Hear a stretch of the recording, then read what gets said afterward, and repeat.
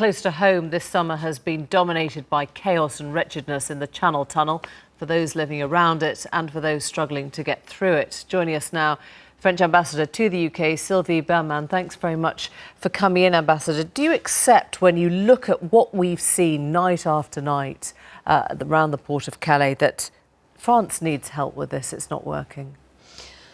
Well, I think what is important is to have a bigger view also, because in fact 230,000 migrants have entered the Schengen area, and it's only a tiny number who came to Calais. And the problem is that first there are people desperate, and they're ready to risk their lives.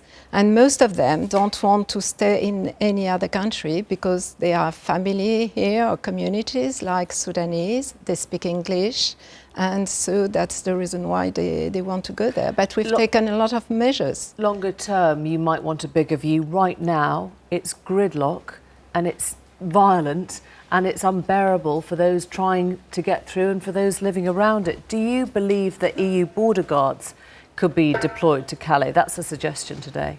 Yeah, for the time it might be a possibility, I don't know, but there are discussions on the way between the British authorities and the French authorities also. But would you ask for that help?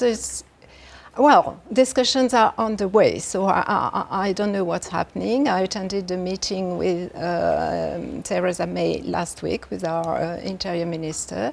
They discussed some measures, they've taken some. France has taken some measures because we have additional riot police in Calais, and there is a fence also which is built. And the reality is that it is effective because last night there were a few attempts to cross the channel through the tunnel. But maybe it's not enough, because the problem is not only in Calais. In fact, it is also, well, it's in Mediterranean. That's what you show in your two reports. And so we have to work with the EU, obviously, at the external borders of the Schengen area. Just clarify something for us. The police union in France, Unité, has said that police there are convinced that violence was being encouraged and coordinated by British anarchists or far-left anarchists. Do you believe that? I have no information about that. Have you heard that? Yeah, I've seen the article, but well, I haven't heard that. So I don't know. I have no information. If you think that this is something that is a longer-term problem, that you need help on the Calais side, do you concede that we may be looking at another Sangatte now, some kind of institutionalised encampment? What is important is this cooperation between the British and the French authorities and between experts, and so it is now underway. I think we need extra security, but it's not only a question of security, because you have also to treat properly the migrants.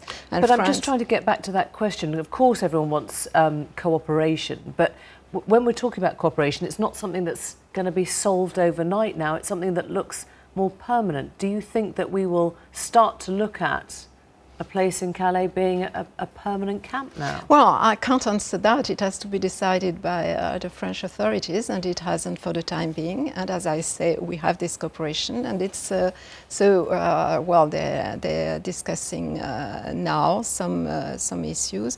But I think something also is important is to deter those people to come to the UK, because they think that's a kind of Eldorado. And I think measures announced by British authorities to fight against illegal immigrations are very good, and we need to repatriate those who are not real asylum seekers, but only economic migrants. Thank you for coming in.